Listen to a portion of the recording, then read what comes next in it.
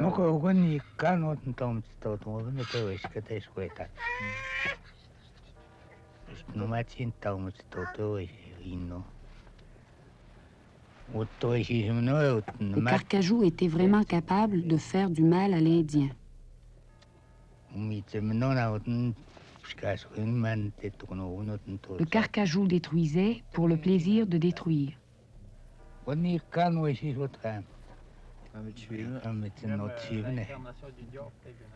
Parmi les animaux, c'était vraiment l'incarnation du diable.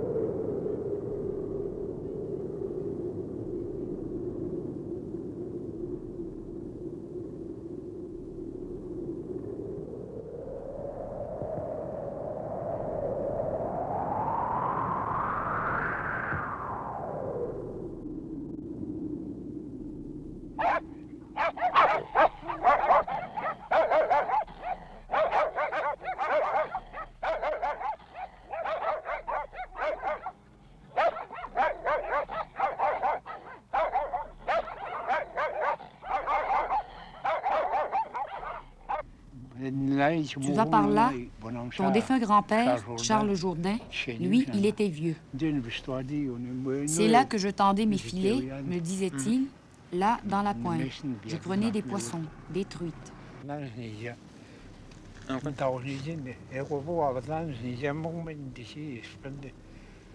À quelle place est-on ici, en Montagnier? Où est-on ici? Neyoka. Oui, ça s'appelle Neyoka. Que s'est-il passé autrefois chez les Indiens, depuis que les Blancs et les Américains sont ici? Autrefois, je ne me rappelle pas de tout, mais dans un passé rapproché, et maintenant, il n'y a pas beaucoup de Blancs. Il n'y a pas de Blancs du tout, sauf les messieurs ici, aux alentours.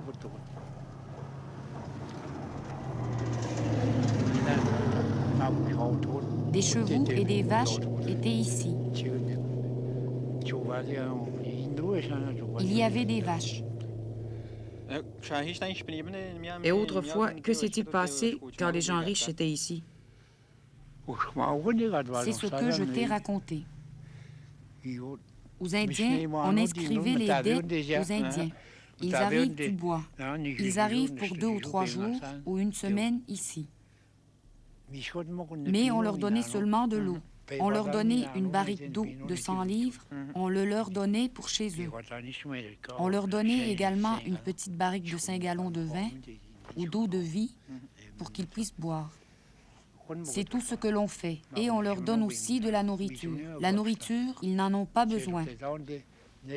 Quand ils s'en vont, ils laissent leur canot à la rivière Moisie, là où ça fait une baie. C'est là qu'est leur canot. Leur canot, ils le laissent là. Et la nourriture de caribou, la viande de caribou, le pemmican, ils l'apportent avec eux. Et ici, ils achètent d'autres nourritures et on leur donne des biscuits matelots tout le temps qu'ils sont ici. Sans payer, mais par contre, on leur prend toute leur fourrure. Ils donnaient toute leur fourrure qui était attachée ensemble. Ils les donnaient, des renards et d'autres. Et on leur donnait en retour peu de choses. Des balles, de la poudre. Le gérant échangeait et donnait à peu près la valeur. Oui, à peu près. Peut-être qu'il le marquait et après il s'en allait. Il y en avait qui laissaient leurs femmes à Ashwaubenon et Oulak. Quel est le nom indien? Menakwagan.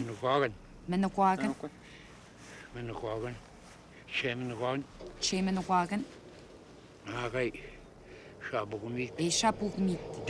Là où il y avait du poisson, c'est là qu'ils laissaient leurs femmes. Là où il y avait du poisson, à Ashwaubenon, à peu près aux alentours, c'est là qu'ils laissaient leurs femmes et leur disaient quand ils reviendraient. Est-ce un territoire indien, là où on est? Ici, c'est un territoire indien que je vous dis, et le territoire s'étend très loin. Le territoire s'étend jusqu'à la maison qui est haute. Inussi. Il y a quelque chose, dit-on, enterré sous le sol.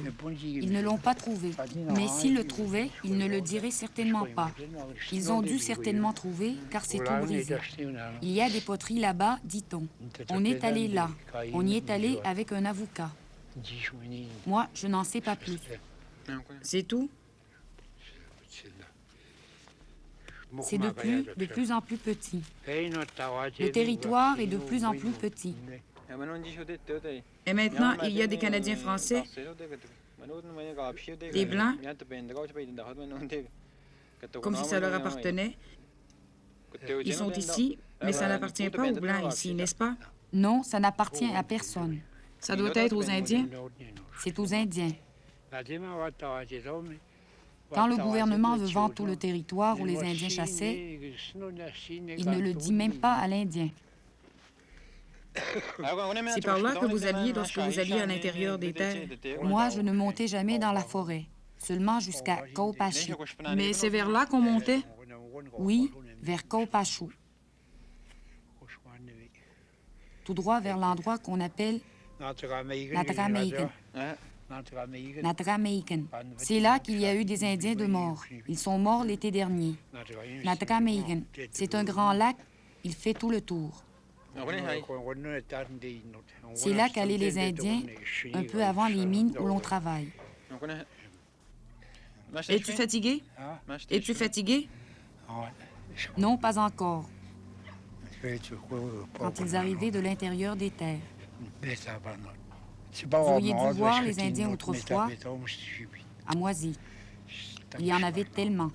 Lorsqu'ils étaient encore ensemble? Oui, lorsqu'ils montaient ensemble. Et maintenant, l'Indien ne peut plus faire ça, rester ensemble? Il n'y a plus assez d'Indiens. Il ne peut plus le faire comme autrefois? Non, ils ne peuvent plus. Ils sont chez le Blanc. Il est tombé chez le Blanc? Oui, aussi l'Indien meurt. Il aurait pu faire de grandes choses, n'est-ce pas? La rougeole et aussi cette maladie d'autrefois, la grippe. La grippe espagnole. Plusieurs en sont morts, et c'est ainsi.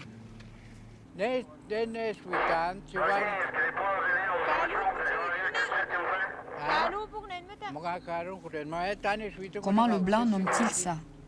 L'endroit où est située cette île, en indien, s'appelle Washa, la baie.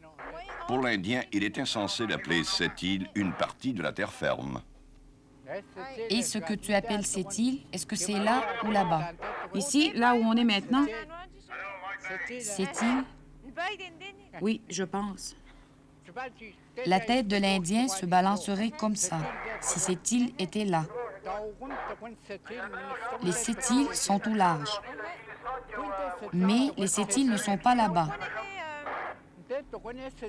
Les sept îles sont là-bas.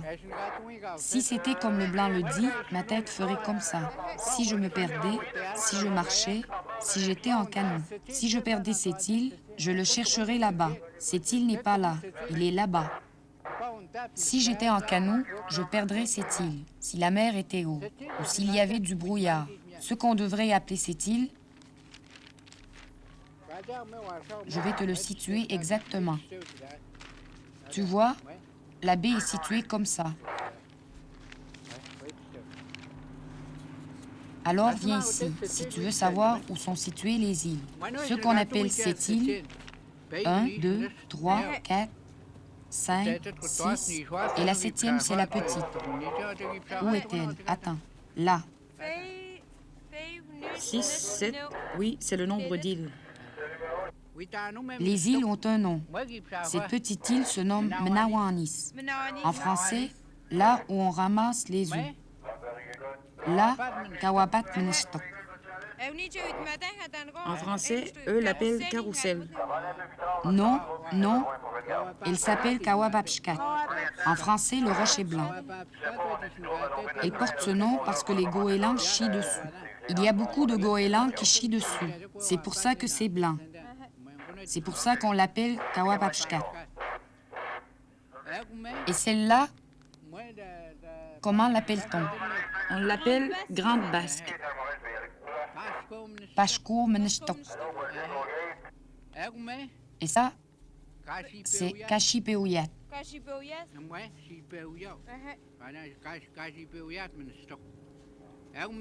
Et celle-là, comment s'appelle-t-elle? Près de Kashipeouyat, Kaishtapu. Elle s'appelle Kaishtapu, l'endroit où c'est plat.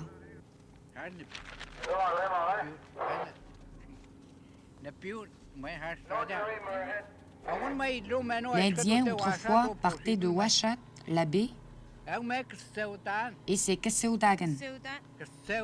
Kesseodagan, un portage entre deux étendues d'eau. Il y en avait un autrefois, dans le temps où il y avait des canaux de 18 pieds, dans le temps qu'on montait dans la forêt. On traversait la baie et nous montions par là, vers Tcheman-Bishtok, la rivière Sainte-Marguerite. Nous partions de la baie, longions la rive et remontions la rivière. Et c'est ça que Seodagan. Nous ne contournions pas ça. Voudrais-tu un peu parler de ce bout-là? Oui, vois-tu les bateaux là? Ces bateaux-là, ça m'ennuie. Ça m'ennuie de regarder les bateaux passer. Comme celui-là, il est parti avec nos montagnes. Des montagnes, parties jusqu'où? Où les a-t-il prises? Il devait y avoir un Indien qui se promenait sur la montagne de temps à autre. Autrefois, à l'intérieur des terres. Tu le vois? Et maintenant, il en part tous les jours, des bateaux. J'en ai vu 6 hier, qui étaient ancrés. J'en ai vu 6 d'ancrés hier. Est-ce qu'il y en a toujours autant ou plus? Toujours. Et des fois, il y en a plus. Et tu vois un autre qui s'approche. Celui-là va partir et l'autre le remplacera. Et l'autre qui est là-bas viendra aussi et partira avec la montagne. Tous les jours, tous les jours. C'est triste. C'est très triste de regarder les montagnes qui partent. Celles qui viennent de l'intérieur. Et ce n'est plus utile à l'Indien. Voilà un autre qui charge. Comme celui-là qui charge là, tu vois, tout ce que tu vois entassé là, ça aussi, c'est tout à nous. Ce qu'on voit là, c'est tout à l'Indien, et maintenant, l'Indien n'a même pas le droit de circuler ici. Est-ce que ça fait longtemps qu'il est là? Ça fait longtemps? Ça fait plusieurs années. Ça fait beaucoup d'argent qu'il doit se ramasser. Mais un Indien, il n'y a pas d'Indiens riches encore. On ne trouve pas d'Indiens qui gagnent cher. Ils gagnent peu, mais c'est rien. Il aurait fallu qu'ils gagnent plus, que les travailleurs aient un meilleur emploi, ce qu'il y a de mieux. Ils auraient pu être contremaîtres ou directeurs. Et maintenant, on ne lui donne que le petit travail. C'est certain que c'est comme ça. Même s'ils sont allés à l'école, oui, même s'ils sont allés à l'école, ils se retrouvent à l'appel. Et en plus, la compagnie salit tout. Elle salit. C'est certain qu'elle salit beaucoup. Prends la neige. Elle a tellement de respect d'elle-même. Regarde comment c'est, ici. Elle défend strictement de passer ici où elle est maître. Tu vois ce qu'elle a fait? Ce qu'elle a fait à toute la baie. Elle atteint les arbres, les montagnes d'où l'Indien prenait sa nourriture autrefois. Le canard sur les îles, c'est là que l'Indien prenait sa nourriture. Et elle a tout gaspillé.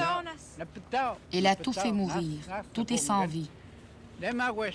Autrefois, les anciens chefs, ceux qui étaient plus tenaces, ils auraient pu faire conserver bien des choses. Comme l'aéronord qui garde bien ce qui lui appartient. Maintenant, elle met des barrières.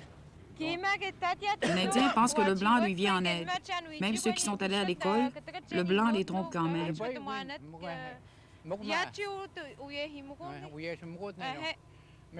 En effet, il est trompé. L'Indien qui a été acheté est très respecté, à condition qu'il parle contre ses semblables. Qu'ils disent « Ne lui donnez pas ce travail-là, ne faites pas ça, parce qu'il ne pourra pas le faire. » Tu sais, c'est comme ça. Comme moi, quand j'ai travaillé pour le gouvernement, aussitôt mes études terminées, j'ai travaillé pour le gouvernement. Alors, s'ils avaient été certains que moi, je parlerais des Indiens, que je les descendrais, que je m'en ficherais, ils m'auraient offert un bon poste. Toi, tu parlerais des Indiens. Tu dirais « Ils font comme ça, ils sont comme ça. » Oui, quand j'ai vu qu'on ne traitait pas bien les Indiens, j'ai préféré laisser mon travail plutôt que d'entendre de mes oreilles parler en mal des Indiens. Aussi, je sais combien il y a d'argent là où j'ai travaillé pour que les Indiens puissent étudier, pour qu'ils aient tout ce dont ils ont besoin. Quand j'ai vu ça, j'ai laissé mon travail. Je comprends ce que tu dis. Ils voulaient t'acheter, n'est-ce pas? Toi, tu serais bien traité et tes semblables, tu leur dirais « Vous n'êtes pas intelligent. Ce que le gouvernement, les fonctionnaires font, c'est bien. » Tu nous dirais ça, n'est-ce pas? Nous qui sommes pères maintenant, quand nous étions jeunes, c'est pas ce qu'on nous enseignait. Autrefois, on nous disait « Vous autres, vous étiez encore tout petits, comme ça. Quelquefois, je ne vous envoyais pas à l'école parce qu'il faisait froid, puisque vous n'aviez pas de linge. Alors la police arrivait. Pourquoi vos enfants ne sont-ils pas à l'école?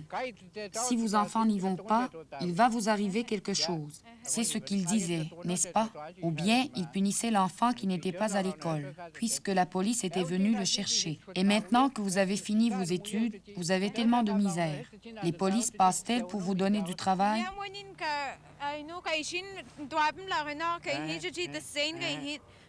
Comme pour moi.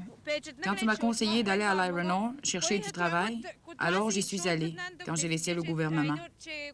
Ils m'ont dit, il y en a 6 avant vous. Avec les 6, on doit faire un entraînement. Ils m'ont dit que les 6 allaient passer absolument avant moi. Alors, je me suis découragée et j'ai préféré m'en aller.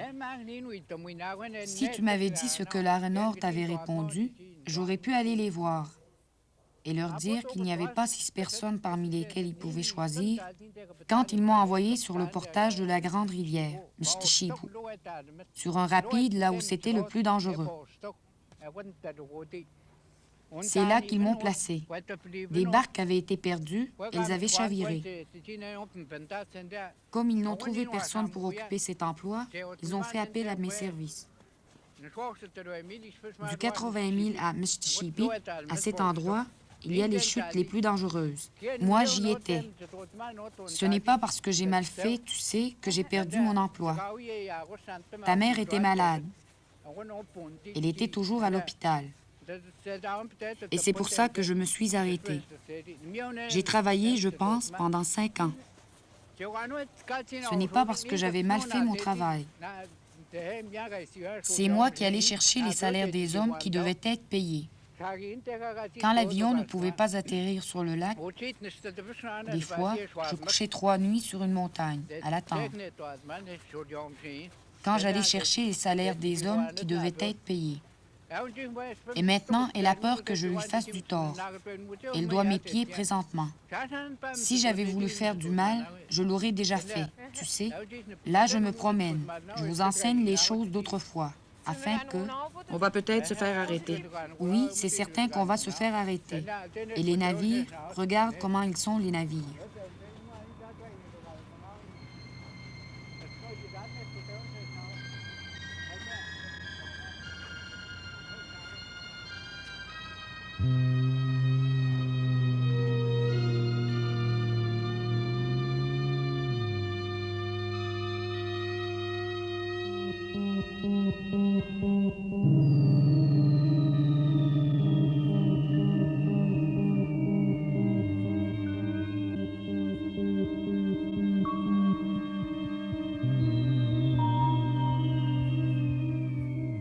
courte grève de protestation contre la discrimination dans l'emploi déclenchée par 35 montagnais de cette île a eu gain de cause lorsque l'Iron Ore Company of Canada a accepté de leur ouvrir d'autres possibilités. Les Indiens protestaient contre le fait que les emplois les plus propres et les plus rémunérateurs étaient toujours attribués à des Blancs.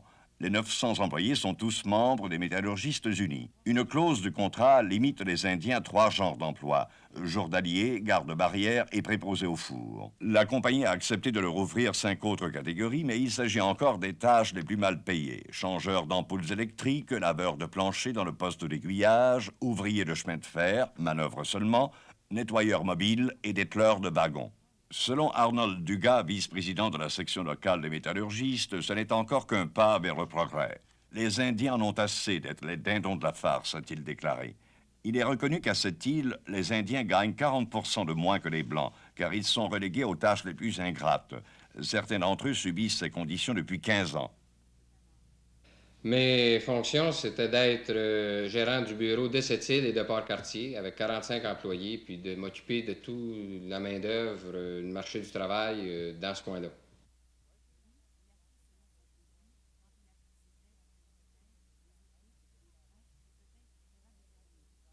Alors, ce qui est arrivé, c'est que à peu près au bout d'1 mois et demi, il y a un de mes employés qui m'est arrivé avec un cas de discrimination raciale. Très simple.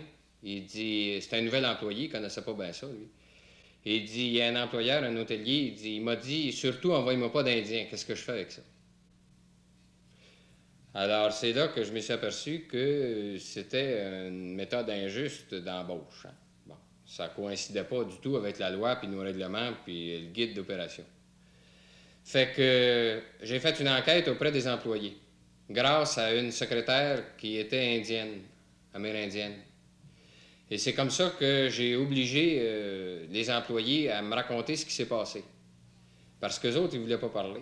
Puis c'est de même qu'on a sorti 42 cas de discrimination, patents, avec les témoins, l'historique, la date, le nom de l'employeur, ce qui s'est passé. Puis j'ai envoyé les copies de ça à tous mes patrons, à moi, c'est-à-dire le surintendant de district qui était à Chicoutimi, le directeur régional, M. Duquette, et puis le directeur des opérations, un nommé Toupin, Damas Toupin, à Montréal. Et c'est un fait qu'il y avait de la discrimination raciale.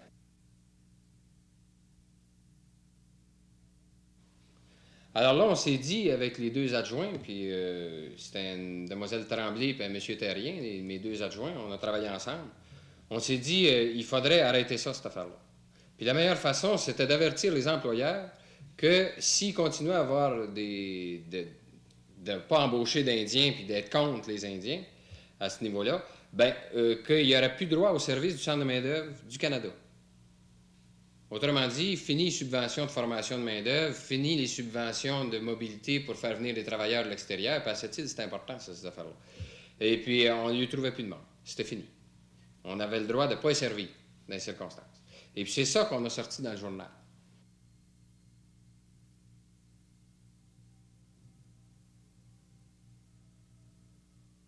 On n'a pas de cas, dans 42 cas, c'était juste des cas de petites compagnies, d'employeurs moyens, là, vous savez, là, mais pas les grosses multinationales. Parce que Wabush, même s'ils n'ont pas d'Indiens qui travaillent pour eux autres, tu ne pouvais pas prouver rien.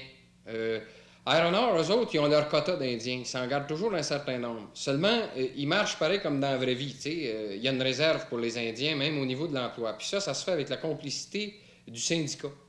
Parce que Godbout, qui est responsable du syndicat là-bas, là, de toute cette affaire-là, et lui, il considère que c'est une grande victoire, cette réserve-là, l'annexe H, qu'il appelle, dans la convention collective. Il dit, les Indiens à la Iron Ore ont obtenu plus que les Indiens ailleurs. Mais comme les Indiens ne travaillent pas nulle part ailleurs, en tout cas, ce qui arrive, c'est que ces gars-là, là, les Indiens de Maliotenam, puis de cette île, qui travaillent, puis de Shefferville, qui travaillent pour Iron Ore, ben, t'en vois pas là, qui conduisent des grosses machineries ou qui ont des responsabilités. Et ils sont dans la marde, puis ils peltent. Ils sont en dessous de la pile. Alors, ce qui arrive là-dedans, c'est que la compagnie est bien contente, le syndicat est bien content, les Indiens, eux autres, ben, ils n'ont pas un mot à dire là-dedans.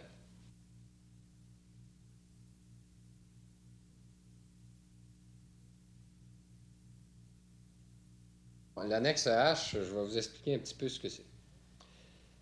C'est une clause de la convention collective que les Métallos Unis d'Amérique ont signée avec l'Iron Ore. C'est pas les Indiens qui ont signé ça. C'est les Indiens qui ont trouvé la mine, hein, avec le curé, là. C'est eux autres qui ont trouvé ça. Mais l'annexe H, ça, c'est le syndicat, puis Last, là, Jack Last, je sais pas qui, en tout cas, le président, là, c'est le même, ça se signe. Ça consiste très simplement à embaucher un certain nombre d'Indiens. On sait d'avance que les Indiens sont des gens sans qualification, ils sont pas bons, tu sais. Alors, on les embauche pareil, puis on ne lui fait pas passer de test. On lui fait la bonté de les embaucher comme ça, tu sais. Bon, c'est pas grave qu'il ait ouvert le chemin de fer, c'est pas grave qu'il ait monté tout le monde, les premiers arpenteurs et tout ça. Mais, de toute façon, on les embauche. Il faut bien en avoir un certain quota, tu sais, un petit nombre, parce que ça fait couleur locale, en plus. Puis dans l'annexe H, ça dit qu'on t'embauche, mais qu'après ça, tu ne peux plus passer de test pour monter de grade. Tu peux monter là, de 26 échelons.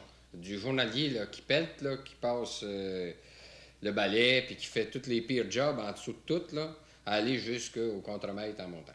Fait que c'est ça qui arrive. C'est que l'annexe H, ils rentrent là-dedans, puis c'est fini. Ils sont gelés là, tu sais. On dit, vous autres, vous êtes des journaliers, puis vous allez faire ça tout le temps. Et puis eux autres, ils voudraient bien monter, tu sais. Ils voudraient faire comme les autres. Ils sont capables de conduire des camions. Puis la preuve, c'est qu'ils ont des autos, tu sais. Ils peuvent conduire ça, pareil, la même affaire. Mais c'est impossible. Il y a un blanc sur l'annexe H aussi, à l'heure actuelle. Mais lui, il a monté de grade, là. Finalement, ça s'applique moins dans son cas, tu sais. Mais l'annexe H, c'est juste pour les gars de la réserve de Maliotenam, puis de Sept-Îles, puis de Shefferville, là. Ils sont là-dessus, puis ça vient de s'éteindre, eux autres. Puis il n'y a rien qu'un moyen pour s'en sortir, c'est sûrement pas le syndicat, c'est de faire comme ils ont toujours fait. Ils font pas la grève, eux autres. Ils s'en vont chez eux. T'sais, ils s'en vont à pêche. Ils lâchent ça. À un moment donné, ils voient bien qu'il n'y a pas d'avenir là-dedans. N'importe qui s'en apercevrait bien. Hein, fait que c'est la seule façon qu'ils ont d'obtenir les améliorations de leurs conditions. C'est pas le syndicat, c'est pas les Blancs, c'est eux autres. Puis c'est comme ça que ça s'est toujours passé. Il n'y a pas de changement. Autre vexation aux Amérindiens, on leur refuse même sans raison les chambres d'hôtel. N'est-il pas révoltant que pareille situation existe encore en 1972? Afin d'y remédier, M. Dufort intensifie la vigilance à l'égard des employeurs soupçonnés de racisme et s'assure que tout son personnel soit pleinement au fait du contenu de la loi antidiscrimination. Nous autres, on a sorti ça, le centre de main-d'œuvre, mes employés puis moi, quand ça a sorti dans les journaux. L'unique but, c'était de dire qu'il y avait de la discrimination raciale à cette île. Ça s'appelle pas autrement. Puis la Ligue des droits de l'homme nous a félicité d'avoir sorti ça parce qu'ils ont dit c'est de même ça s'appelle. Alors cette île, qui était une ville ségrégationniste, puis qui l'est probablement encore, mais de toute façon, ça a sorti comme ça. Ça fait mal, ça, puis ça nuit aux investissements.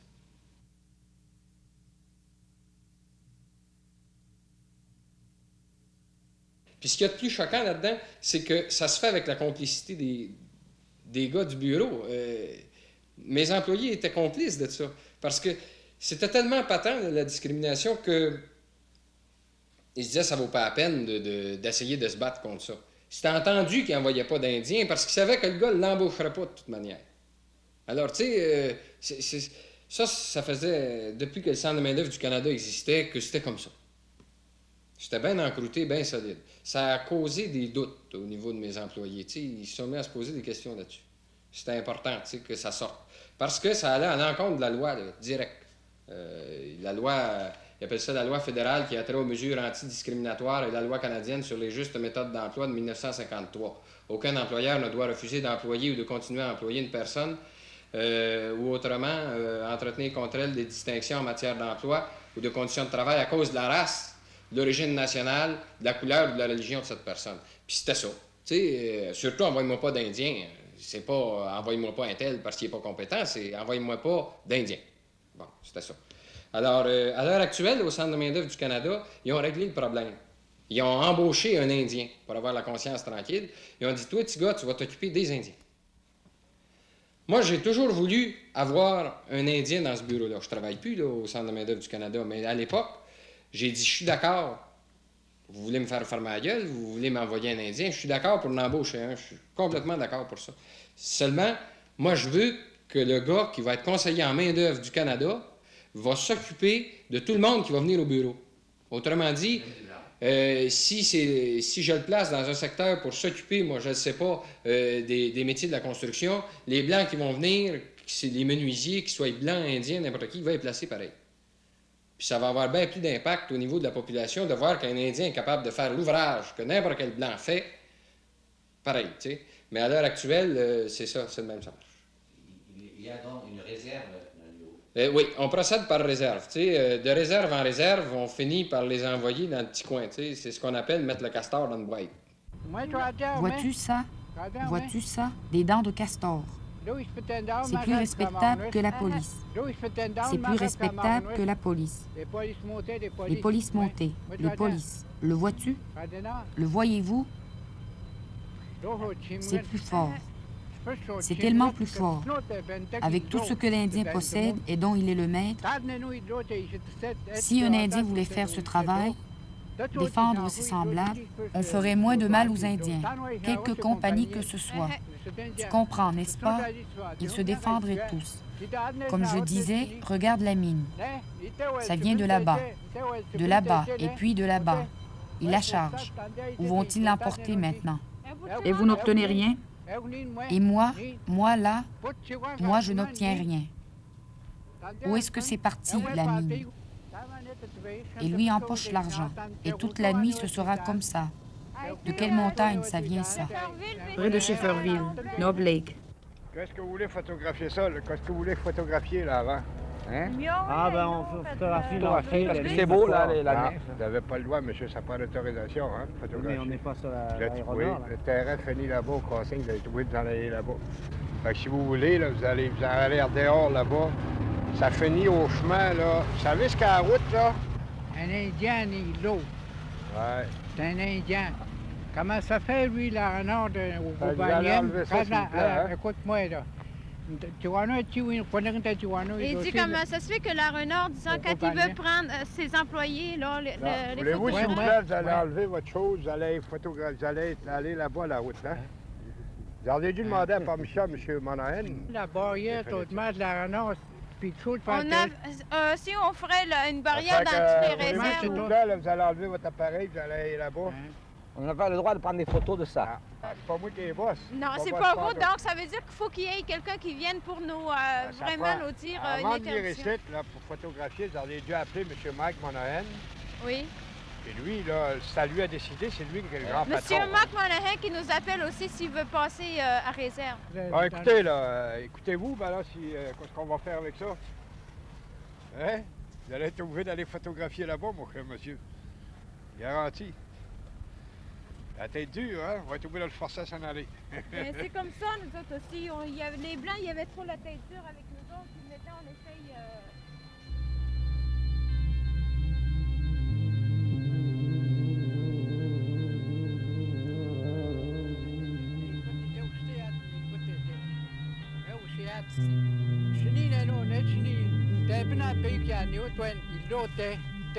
Ce minerai-là, est-ce qu'il y a eu un Indien d'ici qui a été payé pour ça? Est-ce qu'il y en a un à qui ça rapporte ce tas de minerais-là? Je ne crois pas. S'il y a quelqu'un qui est payé, il ne doit pas être trop bien payé. Tu comprends ce que je veux dire? L'Iron Ore aide les Indiens un peu. Un peu, on va dire. Il y a eu des conflits ce printemps. On s'est affrontés. Ils les ont presque mis à la porte. L'Indien voulait améliorer ses conditions de travail pour avoir un meilleur travail que la pelle. Tu comprends? La pelle. Pour que l'Indien ne travaille plus à la pelle. Pour être en dedans, pour ne plus respirer les saletés. Il respire depuis toujours de la saleté. La compagnie a voulu mettre tous les Indiens dehors. La compagnie, elle s'appelle le Renard. Elle pourrait mettre dehors l'Indien qui demande une hausse de salaire et qui veut gagner plus cher. Elle le mettrait dehors pour faire plus de profit. Là, les Indiens se sont réunis pour le faire savoir, pour qu'on le sache partout au Canada. Nous, on appelle ça Tiwetan. Les Indiens voulaient le faire savoir.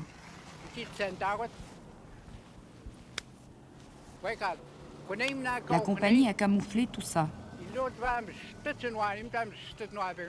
Les Indiens se seraient tous rassemblés.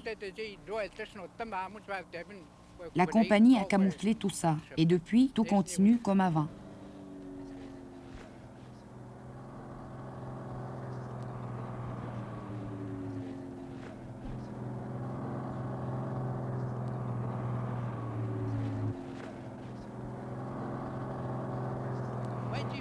Autrefois, cet emplacement, ici maintenant, ne s'appelait pas comme c'est indiqué. C'est comme ça que ça s'appelle. Autrefois, le nom n'existait pas avant l'arrivée des Blancs. Ils poussaient à cet endroit-ci des fruits sauvages. Et ça portait le nom de Kawipushkat.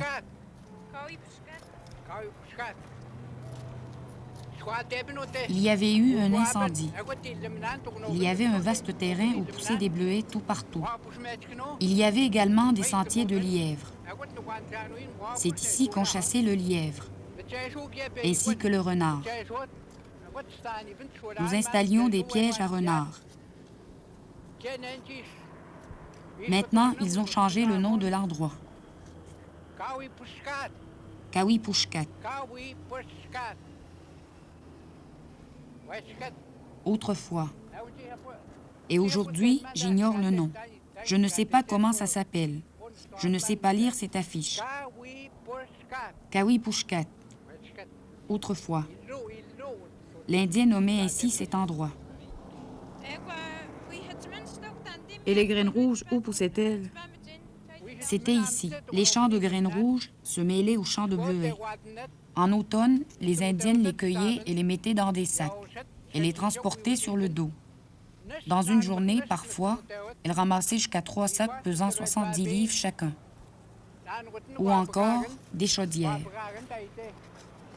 Des chaudières qu'elles remplissaient, les portant à bout de bras.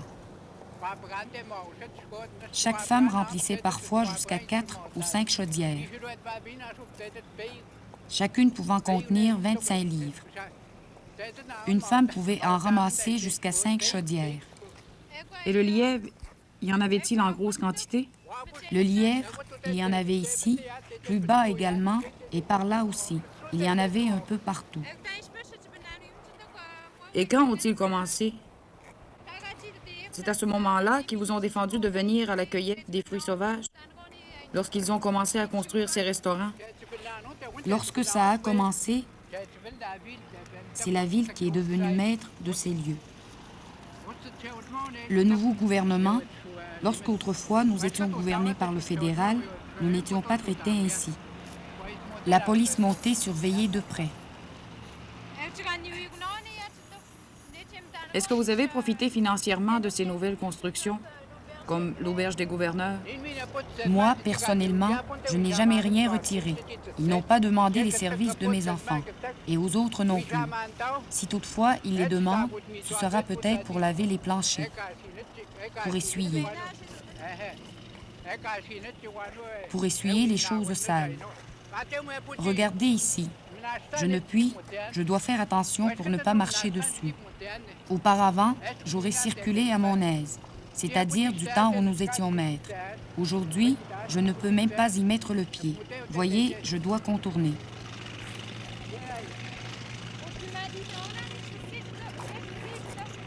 Moi, personnellement, je ne sais pas quand ils se sont officiellement emparés de ces terres. Qui de nous y a consenti? Qui a-t-on mis au courant? Pas nous, en tout cas. Peut-être ont-ils averti quelqu'un. De toute façon, je ne suis pas au courant. Et maintenant, nous attendons toujours de connaître leurs intentions à notre égard. Avant, il y avait beaucoup de monde ici. Il y avait par là un bois. Il y avait un lac. Ça nous appartenait à nous tous, les Indiens. Il y avait du bois tout autour, ça nous appartenait.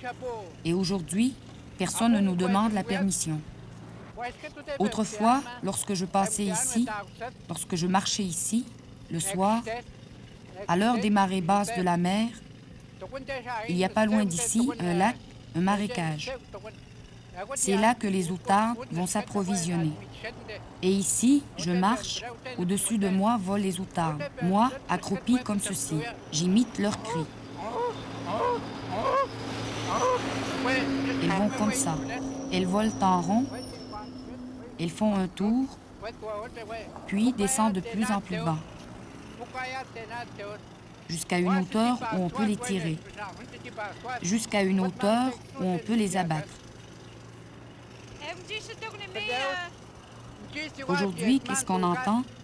Des machines lourdes, des voitures. On n'entend plus d'outardes, seulement des sons de voitures qui rentrent dans mon oreille.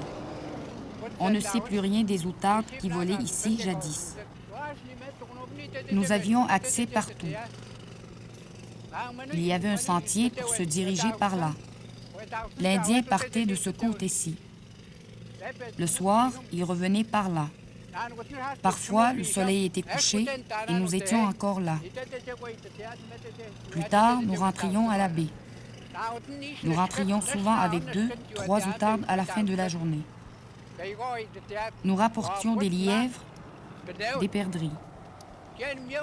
Et nous ne gardions pas les fruits de notre chasse uniquement pour nous-mêmes.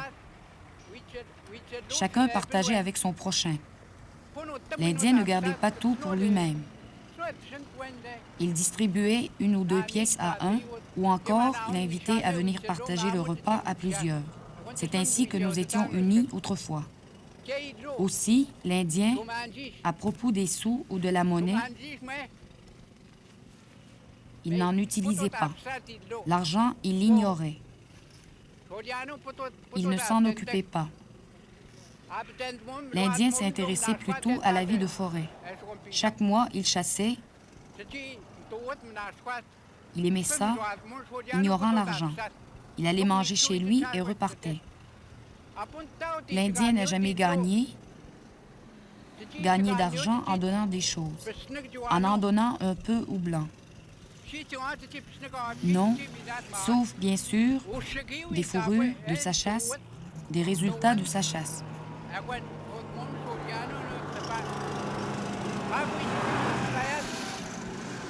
Il faisait de l'argent comme ça, qu'on donne nos terres, qu'on les distribue.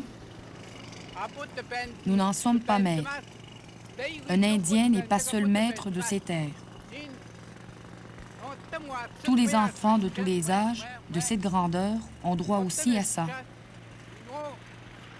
C'est pourquoi ni le chef, ni ses conseillers n'ont le droit de disposer de quoi que ce soit seuls.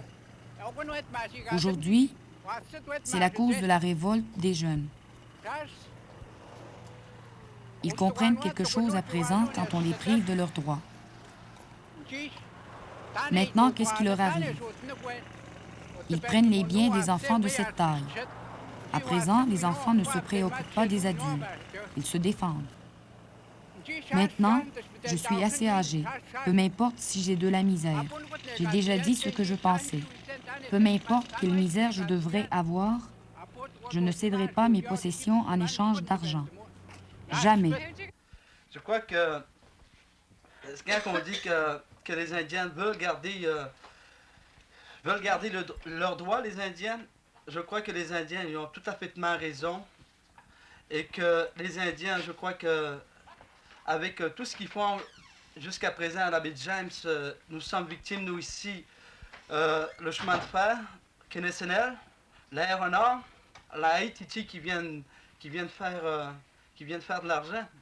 Si le gouvernement ne veut pas payer les études aux Indiens, disons qu'il laisse nos terrains tranquilles, ou bien qu'il laisse les Indiens complètement, qu'il dit « je peux plus vous donner, disons, l'argent pour vous suivre vos études », mais qu'il nous redonne qu'est-ce qu'ils nous avaient pris avant.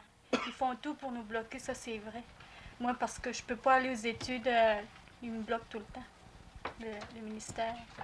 Moi, mais je sais quand j'étais étudiant il y a 5-6 ans à l'école fédérale à Maliotenam,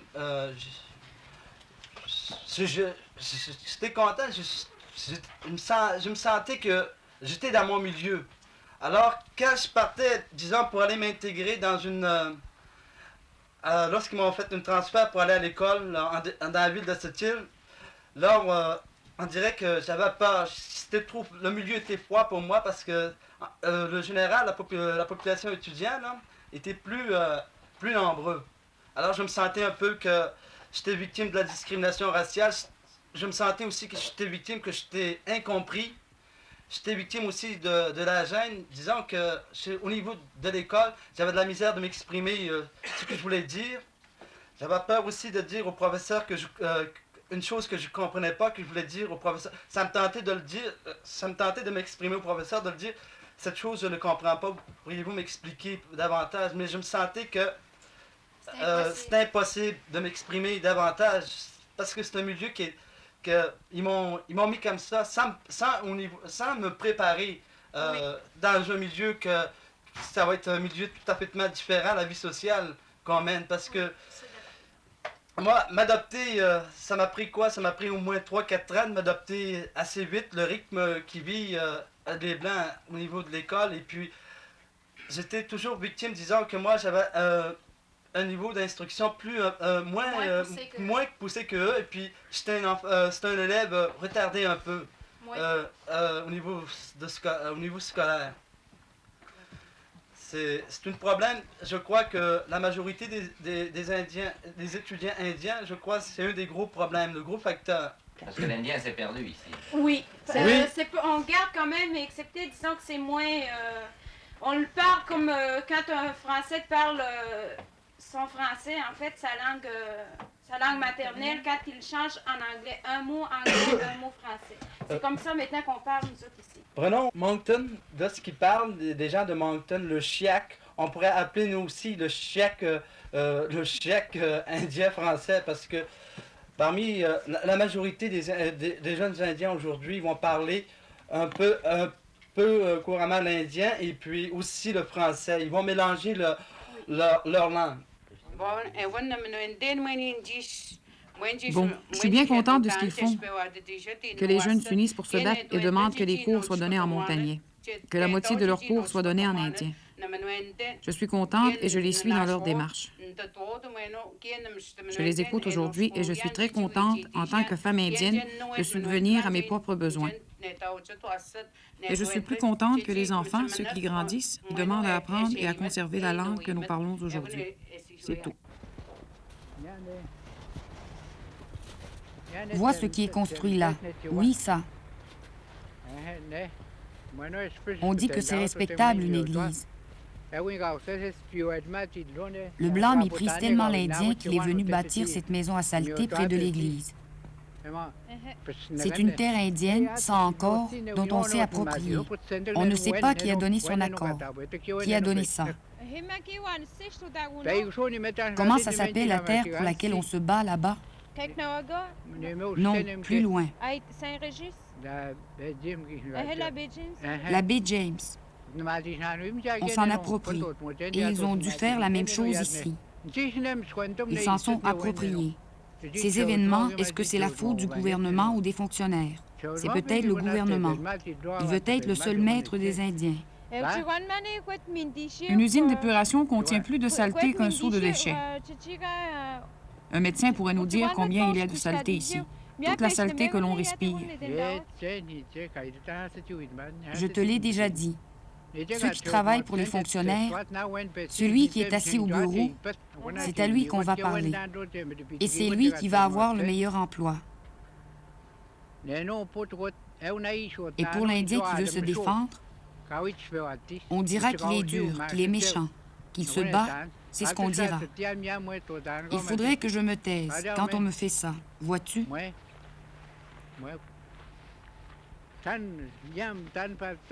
Si on faisait ça à mes poches,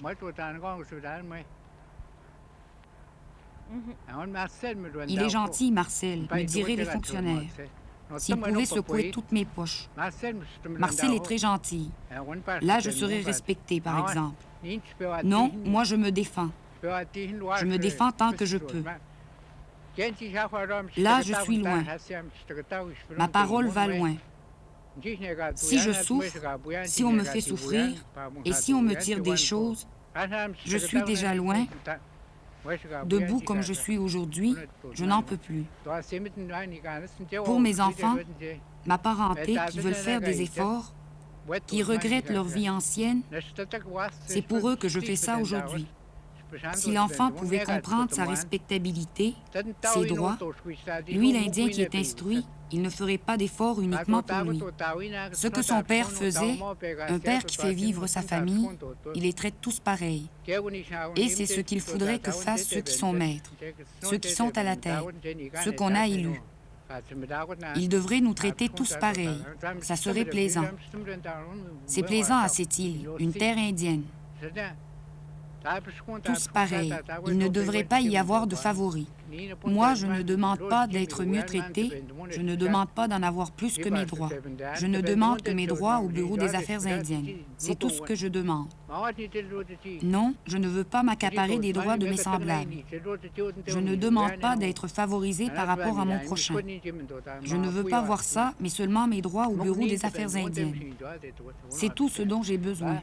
C'est d'ici que vous partiez chasser? C'est là-bas qu'on allait chasser le canard. Mais ils nous défendent de chasser maintenant. On nous défend d'aller là avec un fusil.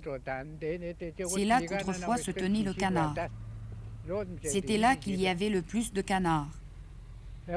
Et puis, aujourd'hui, comment est-ce qu'il va nous compenser, celui-là? Est-ce qu'il va nous donner quelque chose? Comment va-t-il s'y prendre pour nous dédommager pour ce qu'on aimait faire? Lui, il a fait selon son plaisir quand il a pris cette terre à faire du fer, des autos, des trains et peut-être qu'il fera des avions. C'est son plaisir. C'est sa façon de se faire plaisir. Et qu'est-ce qu'on laisse à l'Indien pour son plaisir? Rien. Rien. Pourquoi n'y a-t-il plus de poissons? Pourquoi? Parce qu'on salit ses eaux, ses ruisseaux. Ils sont pleins d'huile. Là où avant c'était le plus beau pour vivre. Ça a été sali à force de jeter toutes sortes de choses dans l'eau, de la ferraille. Aussitôt qu'un blanc sait où est le poisson, de la truite ou toute autre sorte de poisson, on ne sait plus où est passé le poisson. Le poisson que l'Indien ne gaspillait jamais, il ne l'exterminait pas dans le lac où il le pêchait. Et puis, si on voit un Indien avec 10 truites, les mesures seront plus sévères pour lui que pour le blanc. C'est ce qui se passe. Et c'est pour ça que je parle comme ça.